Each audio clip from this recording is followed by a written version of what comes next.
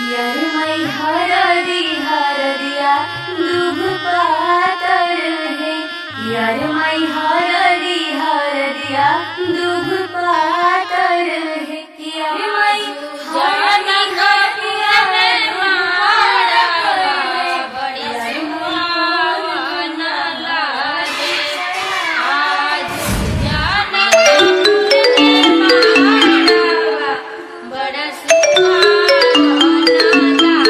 Hello.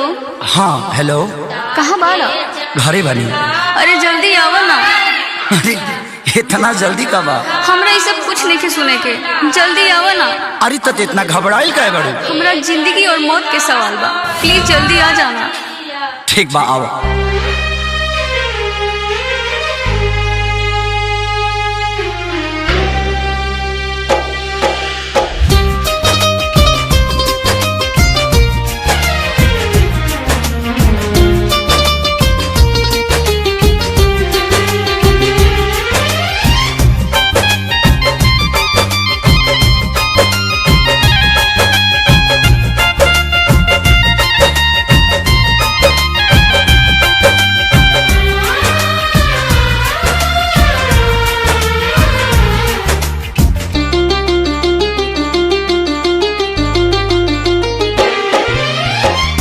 पगली के भइल बाटे पागल के दासा, आज हमरा पता चलल प्रेम के भाषा।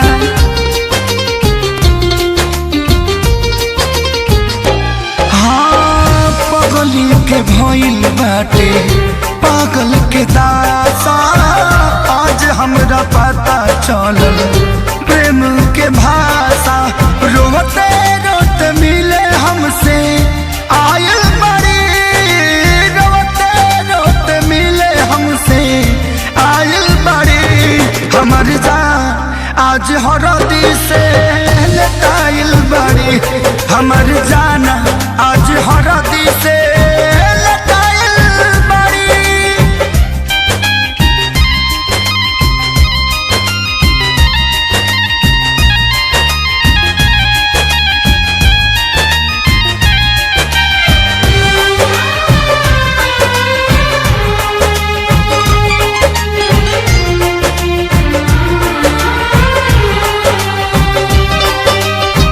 घर परिवार देख खोजत होई जा, छतिया पमुड़ी धके रोवा तारी एही जा।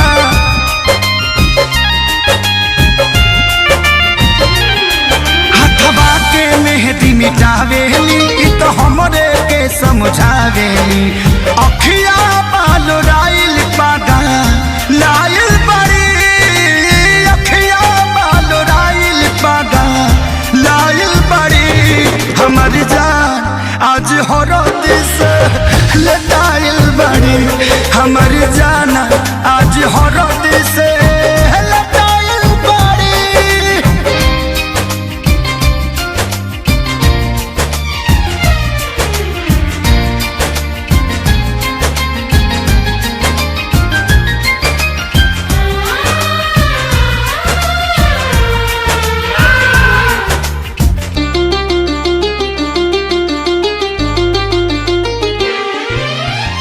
रोवला से इनका झर बनावा के पाता, प्यार के मतलब रब जिया जुए बुझाता।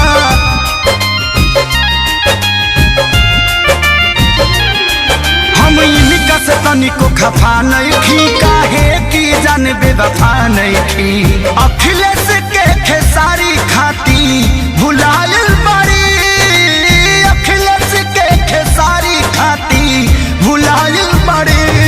हमर जान आज हरद से लटाइल बड़ी, हमर जाना आज हरद से लटाइल बड़ी।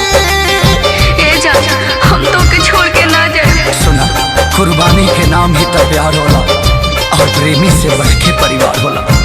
सबके इज्जत के बात बजान, तोहरा चले के परी। चल।